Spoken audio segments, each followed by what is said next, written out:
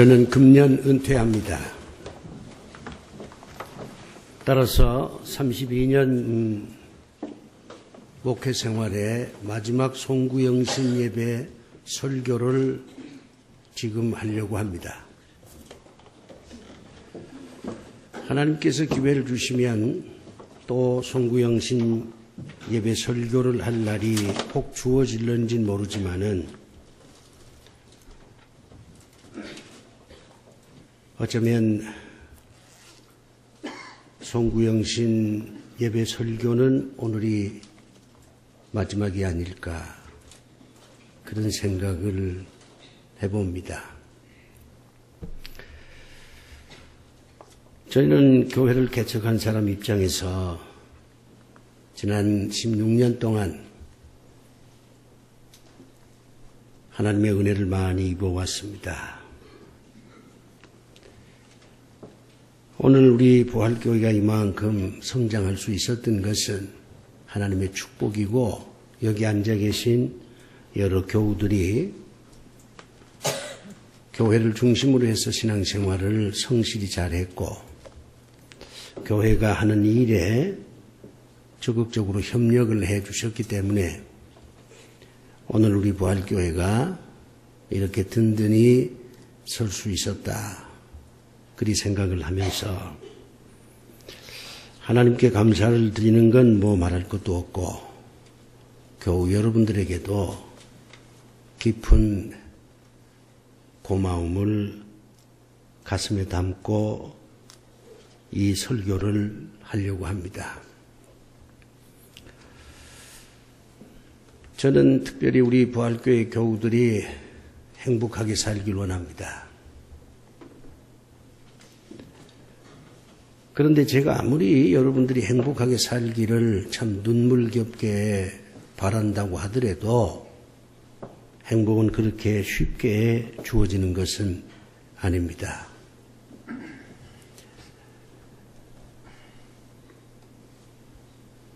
여러분이 정말로 행복하게 사시려면 송구영신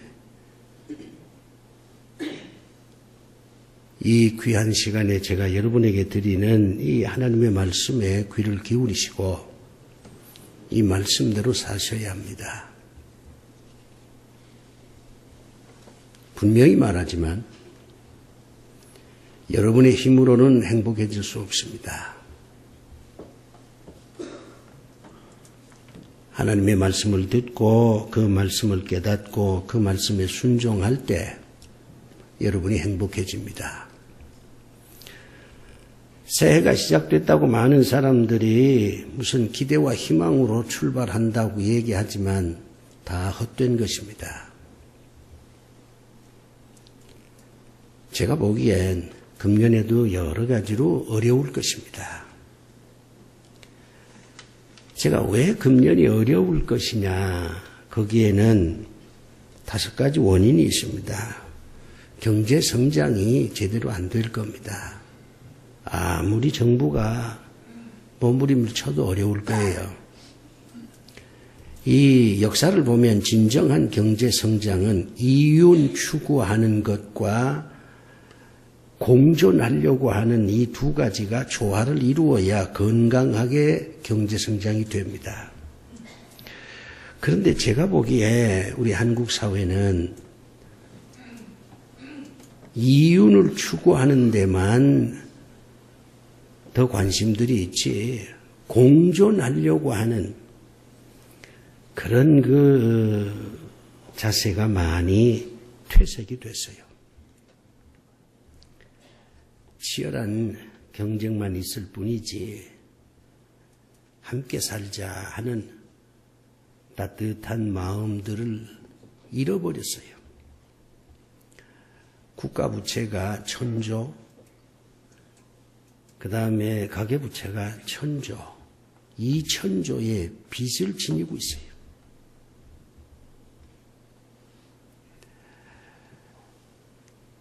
금년도 경제 성장은 어려울 것이다. 저는 그렇게 봅니다. 여러 가지 여건으로 봐서.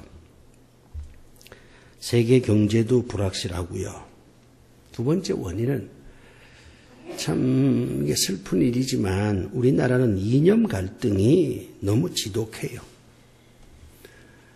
사람들이 다 이념적인 존재이기 때문에 생각은 다를 수 있지요. 그러나 그것도 생각이 다르지만 서로 배려하고 서로에게 배우고 서로가 약점을 보완하면서 좀 더 나은 길로 가려고 해야 되는데 우리나라는 아직 그런 정도로 성숙하지 못했어요. 이념 갈등이 더 심해지면서 사회 혼란이 더 가중될 것입니다. 참 슬픈 일이에요. 세 번째는 복지 논쟁이 치열할 겁니다. 복지 참 좋지요. 벌써부터 이 복지 때문에 갈등이 서서히 생기고 있는데 이 복지는 한번 시작하면 거두어 들이기가 어려워요. 이것 때문에 굉장히 우리 사회가 계층 간의 갈등이 심해질 것입니다. 네 번째는 우리 사회는 말이죠. 예기치 못한 어떤 사고가 터지면 이것을 서로 힘을 모아서 수습하려고 하는 게 아니라 그 예기치 못해서 생기는 여러 가지 사고들을 이용을 해서 오히려 더 혼란을 가중시키려고 하는 그런 경향들이 있어요. 사고를 원하는 사람이 어디 있어요? 그러나 이제는 정말 어떤 일들, 어떤 사고가 터질지 예기치 못합니다. 그런 사고가 터지면 국민들이 다 단결해서 빨리 수습을 하고 빨리 상처를 아물게 하고 그래서 문제를 풀어야 될 텐데 우리 사회가 그만큼 성숙해지질 못했어요. 그 다음에 거기다가 하나 더 우리 예수 믿는 사람들의 믿음도 예전 같지 않습니다. 이게 믿음인지 문화인지 구분이 안 돼요. 믿음의 본질을 잃어버렸어요. 믿음이 많이 변질되고 오염됐습니다. 그래서 교회마다 분쟁이에요. 세상의 조롱거리로 전락하고 말았어요. 교인들의 믿음이 예전 같지 않아요. 제가 이제 5가지 원인을 여러분에게 말씀을 드렸습니다. 이런 것 때문에 금년 안에는 무슨 희망과 기대, 그거는 그저 우리 스스로를 위로하자고 하는 얘기지 더 힘들어질 겁니다. 우리는 희망과 기대로 첫 출발을 하는 게 아니라 우려와 염려로 첫 출발을 하고 있습니다. 그러나 낙심할 건 없어요. 하나님께서 이와 같은 이 우울하고 안타까운 우리 삶을 치유해 주시고 이런 악조건 속에서도 얼마든지 우리가 인간답게 또 하나님의 자녀로서 풍성한 삶을 살 수 있는 길은 있으니까요. 사람의 생각이나 행동은 뭐 여러 가지 요인이 있지만은 일반적으로 볼 때 한 4가지 원인에서 출발합니다. 여러분이 어떤 행동을 하고 어떤 생각을 할 때 그 뿌리를 캐보면 이 4가지 중에 하나에 걸려요. 인간의 생각이나 행동은 욕망에서 나옵니다. 여러분 다 욕망을 가지고 있잖아요. 이것을 본능이라고 얘기할 수도 있고 아니면 무슨 심리적인 욕구라고 할 수도 있고 뭐 여러 가지 얘기는 할 수 있지만 인간의 생각이나 행동은 욕망의 결과입니다. 두 번째는 지식입니다. 사람들의 생각이나 행동은 지식의 결과예요. 아는 만큼 생각하고 아는 만큼 행동합니다. 근데 이제 불행한 것은 잘못 아는 게 문제가 돼요. 잘못된 지식이 있다 이 말이죠. 그래서 그 잘못된 지식에 근거해서 생각하고 행동하고 그렇게 되면 더 인생이 어려워지죠. 세 번째는 경험입니다. 사람들은 다 나름대로 자기 경험을 축적해 둡니다. 경험은 사라지는 게 아닙니다. 한번 경험하면 그게 다 차곡차곡 뇌 속에 이제 누적이 돼요. 그래서 그 자기 경험에 근거해서 생각도 하고 행동도 합니다. 경험이 참 중요하죠. 그 다음에 네 번째가 관계입니다. 아버지와 아들 그 관계 속에서 아버지는 생각하고 행동합니다. 아들도 마찬가지예요. 내가 아들이구나. 아버지와의 관계를 생각하면서 생각도 하고 행동도 해요. 관계가 굉장히 중요합니다. 그 외에 무의식적인 이런저런 거 있지만은 인간의 생각이나 행동은 이 네 가지에 근거해서 파생이 되고 분출이 됩니다. 근데 이렇게 살면 결과가 어떻게 되겠느냐? 결과가 좋을 수도 있고 나쁠 수도 있습니다. 그런데 이 네 가지에 근거해서 어떤 생각을 하고 어떤 행동을 하다 보면 잘못되는 경우가 훨씬 많습니다. 제가 70년 인생을 살아보니까 욕망에서 어떤 생각도 하고 행동도 해봤어요. 근데 그게 잘못되는 경우가 상당히 많더라고요. 저는 배울 만큼 배운 사람입니다. 내가 알고 있는 지식에 근거해서 어떤 생각도 해보고 어떤 행동도 해보지만 이제 70년 인생을 살고 결론을 내릴 때는 내가 알고 있는 지식에 근거해서 생각하고 행동하는 것도 별거 아니었구나. 그렇게 깨닫습니다. 저는 더 많은 지식을 배우려고 하지만 그것은 지식이 그만큼 유용하기 때문에 배우려고 하는 게 아니라 역설적으로 지식의 한계를 더 철저하게 깨닫도록 하기 위해서 더 많은 지식을 얻으려고 합니다. 70년 인생을 살다 보니까 이런저런 경험을 왜 안 했겠어요? 내가 그 경험에 바탕을 두어서 생각도 해보고 행동도 해봤어요. 그리고 얻어진 결론은 경험에서 생각하고 행동한 것도 결과가 별로 좋지가 않아요. 관계, 아버지와의 관계, 친구들과의 관계, 교인들과의 관계, 나 자신과의 관계, 이런 관계 속에서 그 관계에 적절하게 그 관계를 잘하기 위해서 어떤 생각도 해보고 어떤 행동도 해보지만 관계라는 것은 일방적이 돼선 안 되더라고요. 내 마음 같지가 않아. 내가 이런 관계를 맺기 위해서 이렇게 행동했지만 상대는 그 행동을 엉뚱하게 받아들여.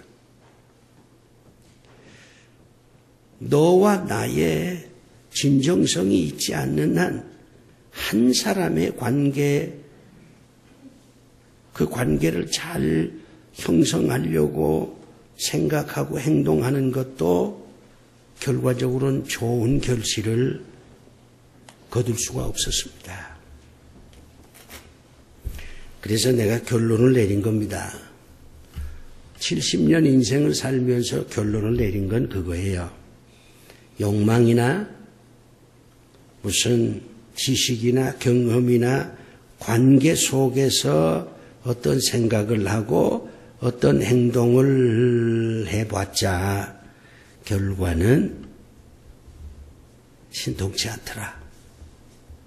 결과는 별로 풍성하지 않더라. 그래서 이 네 가지를 완전히 버릴 수야 뭐 있겠습니까? 그러나 이제부터는 이 네 가지의 근거에서 생각하고 행동하는 건 최소로 줄이고 또 다른 것을 찾아보자. 그게 신앙입니다. 신앙에 근거해서 생각하고 행동하고 이것이 최상의 길이다.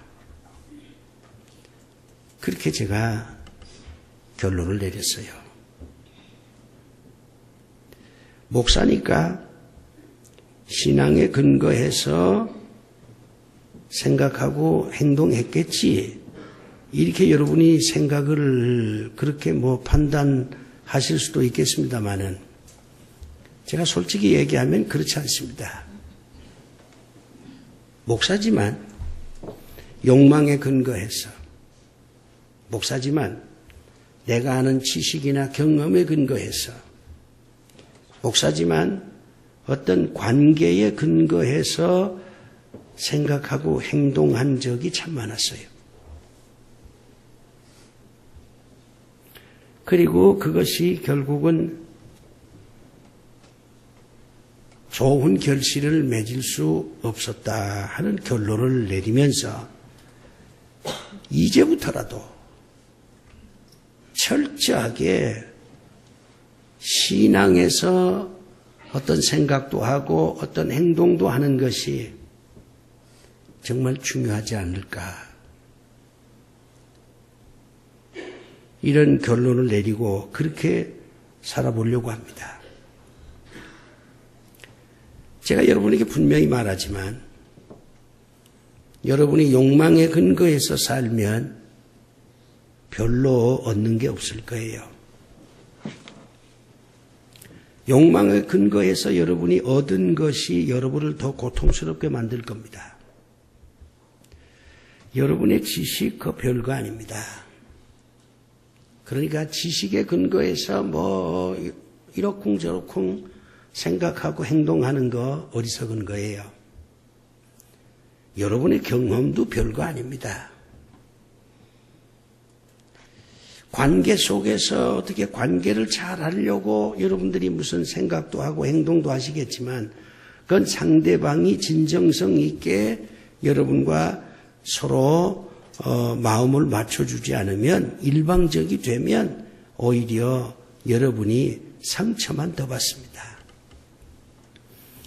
여러분이 금년 한 해를 그런 데 근거해서 생각하고 행동하면 실패할 거예요. 반드시 실패할 겁니다. 제가 전하는 하나님 말씀에 대해서 여러분이 검증을 하고 싶다면 해보세요. 금년 한 해를 욕망과 지식과 경험과 관계 속에서 여러분 생각하고 행동해 보세요. 그리고 1년이 지난 다음에 한번 결산해 보세요. 제 얘기가 맞는지 안 맞는지 여러분 스스로가 답을 얻을 수 있을 겁니다. 신앙에 근거해서 생각하고 행동해야만 여러분이 금년에 여러분이 원하는 것도 얻을 수 있고 여러분의 삶이 그만큼 보람도 있을 것이고 행복해지기도 할 것이고 하나님께 영광도 돌릴 수 있을 거예요. 오늘 우리 주님이 그러잖아요. 이런 거 저런 거 걱정이 많은 제자들한테 인생의 걱정이 많은 제자들한테 너희는 먼저 그의 나라와 그의 의를 구하라. 그리하면 하나님께서 모든 것을 더해 준다. 기도 응답도 본인의 건강도 사업 잘 되는 것도 마음의 평안도 모든 것 그것이 다 잘 된다. 주님이 그렇게 말씀을 해요. 너희는 먼저 하나님의 나라와 의를 구하라. 이 말은 신앙에 근거해서 생각하고 행동하라는 얘기입니다. 그러면 하나님께서 모든 것을 더해 주시겠다는 뜻입니다. 여러분이 금년에 살려면, 풍성한 어떤 인생을 살려면 여러분을 버리셔야 돼요. 여러분의 욕망, 여러분의 지식, 여러분의 어떤 경험, 여러분의 어떤 관계지향적인 거, 그걸 버려야 돼요. 버려야 돼요. 버려야 됩니다. 신앙에 근거해서 생각하고 행동하셔야 됩니다. 하나님의 나라라고 하는 이 말은 하나님의 통치를 의미합니다. 내가 내 주인이 아니라, 내가 사랑한 어떤 그 사람이 내 주인이 아니라, 내 자식이 내 주인이 아니라, 돈이 주인이 아니라, 욕망이 주인이 아니라, 지식과 경험과 관계가 주인이 아니라 하나님이 주인이 되는 하나님의 지배를 받는 삶을 하나님의 나라라. 그렇게 주님께서 말씀을 하십니다.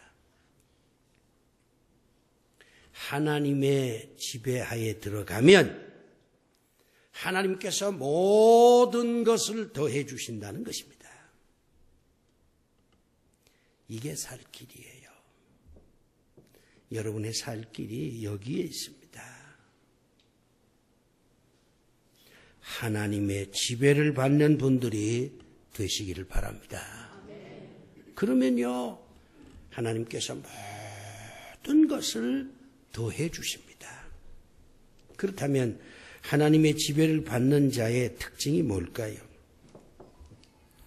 하나님의 지배를 받는 자는 바르게 살아야 돼요. 바르게 사는 것이 하나님의 지배를 받고 있다는 증거입니다. 근데 이 바르게 산다는 말은 상당히 애매모호하잖아요. 그래서 제가 좀 구체적으로 소개하면, 하나님과 관계에서는 순종, 이웃과의 관계에서는 관용, 자연과의 관계에서는 감동, 자기 자신과의 관계에서는 긍지, 환경과의 관계에서는 적응. 이게 바로 사는 길입니다. 하나님께 순종하면 바로 사는 거죠. 이웃의 허물을 용서해주고 너그러운 마음으로 이웃을 끌어안아주면 그게 바로 사는 거예요. 눈이 오고 비가 오고 단풍을 보고 코스모스를 보고, 이게 자연을 보는 거잖아요. 그런 자연을 볼 때마다 감동을 받는 것, 그게 바로 사는 겁니다. 직장 생활에서 적응을 잘하는 것, 직장도 참 힘든 데잖아요. 가정도 힘든 데고 교회도 힘든 데입니다. 이런 그 힘든 환경 속에서 불평불만 얘기할 게 아니라 거기에 적응하면서 자기에게 주어진 상황을 불평할 것이 아니라 즐기면서 열심히 사는 것이 바로 사는 겁니다. 하나님의 지배를 받는 자는 이렇게 바로 살아야 돼요. 하나님의 지배를 받는 자는 마음이 편안합니다. 마음이 편안하다는 것은 내가 하나님의 지배를 받고 있구나 하는 증거예요. 여러분 마음이 불안하고 초조하고 근심, 걱정 이건요 여러분이 아직도 하나님의 지배하에 들어가 있지 않다는 얘기예요. 여러분이 근심하고 걱정하고 불안하고 초조하고 이건 여러분이 욕망의 노예가 됐다는 얘기고 지식과 경험과 관계 속에서 여러분 스스로를 가두고 있다는 겁니다. 하나님의 지배를 받는 자는 마음이 편안합니다. 왜 마음이 편안하냐? 고난은 축복의 시작이다. 합력해서 선을 이룬다. 내가 하나님께 예배할 때마다 하나님께서 나에게 복을 주신다. 이런 걸 깨달으니까 마음이 편안할 수밖에요. 그런데 고난이 축복의 시작이야. 합력해 선을 이루셔 예배를 통해서 하나님의 축복을 받아 이런 것을 확신 못하니까 결국에는 늘 불안하고 초조한 거예요. 여러분의 신앙은 여러분 자신이 잘 알 거예요. 불안하고 초조하고 근심 걱정 많고 이거 어쩌나 그렇게 되면 여러분은 아직도 신앙적으로는 미숙합니다. 하나님의 지배하에 있는 게 아니에요. 여러분이 여러분을 지배하고 있는 겁니다. 하나님의 지배하에 들어가 있는 사람은 인생을 즐깁니다. 이거 한 번밖에 못 사는 인생이에요. 인생을 즐겨야지. 항상 기뻐하라고 그렇게 말씀하잖아요. 항상 기뻐하라 하는 말하고 즐기라는 말하고 어감이 좀 다르다. 기뻐할 수는 있어도 즐기는 건 곤란하다. 이렇게 생각하지만 그 말이 그 말이에요. 인생을 즐기는 길이 어디에 있습니까? 내가 생각해 볼 때 그리고 성경을 보면 인생을 즐기는 건 여러 가지가 있어요. 첫째가 좋은 사람 사귀는 겁니다. 좋은 사람 주변에 있으면 인생을 즐기는 거예요. 바울이 로마서 16장에 보면 얼마나 주변에 많은 사람들이 있습니까? 바울은요, 주변에 좋은 사람들이 많았어요. 그 사람들과 인생을 함께 즐겼어요. 두 번째 인생을 즐기는 길은 좋은 취미를 갖는 겁니다. 다윗이 그 좋은 예입니다. 다윗은 춤도 잘 췄고 시도 읊었고 말달리기도 잘했고 얼마나 다양한 취미가 있는지 몰라요. 악기도 다룰 줄 알고 그래서 다윗이 인생을 즐긴 겁니다. 좋은 취미 생활하는 거 굉장히 중요합니다. 그 다음에 이제 인생을 즐기는 또 하나의 길은 신앙생활을 기쁘게 하는 거예요. 스데반이 그 대표적인 사람이에요. 스데반이 비록 순교를 당했지만 그렇게 돌팔매를 맞으면서도 편안했어요. 신앙생활을 기쁘게 했습니다. 신앙생활이 무슨 짐이고 이 신앙생활이 뭔가 고통이라고 생각하면 인생을 즐길 수가 없어요. 신앙생활을 기쁘게 하면 인생을 즐길 수 있습니다. 항상 기뻐할 수 있어요. 돈이 있어야 기쁘고 건강해야 기쁘고 사업이 잘 돼야 기쁘고 그건 세상식인 거지요. 그렇게 기쁘게 사는 것도 나쁘진 않아요. 근데 우리의 인생이 항상 그렇게 잘 풀리는 것만 있는 건 아니잖아요.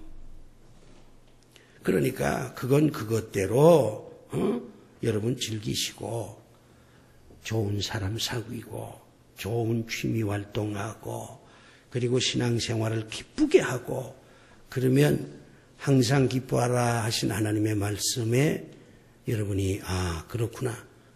정말 항상 기뻐하면서 내가 살아야 되겠구나.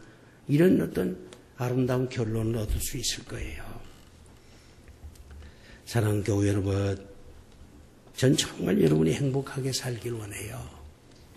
그런데 잘 들으세요. 욕망으로 살아서 행복해지지 않습니다. 지식으로 살아서, 경험으로 살아서, 관계지향적으로 살아서 여러분 행복할 수 없어요. 이제는 그런 거 좀 내려놓고 완전히 그런 인생을 살지 말라 그런 얘기는 아니에요.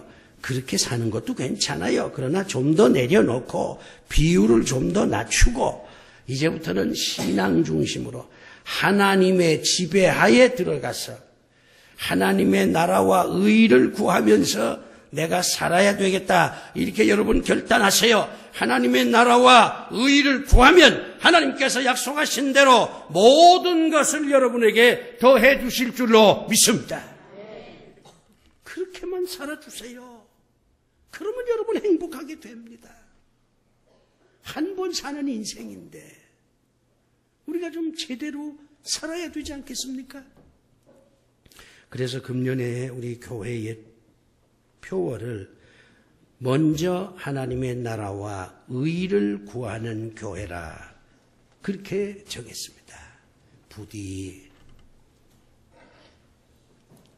금년에 행복하십시오. 그러나 행복이 쉽게 오지 않는다는 거 명심하십시오. 하나님의 나라와 의를 구하면 행복한 삶을 금년에 여러분들이 사실 수 있을 줄로 믿습니다. 기도합시다. 아버지 하나님, 우선 강단을 보시옵소서. 아주 아름다운 장식이 하나님을 기쁘시게 하고 있습니다. 아버지 하나님, 첫 예배를 드리는 이 귀한 시간에 강단을 이렇게 정성스럽게 아름답게 꾸민 우리 김 목사님 가족들, 우리 백혜자 권사님 그 정성 하나님께서 기억하셔서 그 가정이 하나님의 나라와 의를 구하는 가정이 되어서 금년에 큰 축복을 받게 하여 주시옵소서. 아버지 하나님, 여기 하나님의 자녀들이 앉아 있습니다. 하나님께서 한번 살펴보시옵소서. 누가 있고 누가 없는지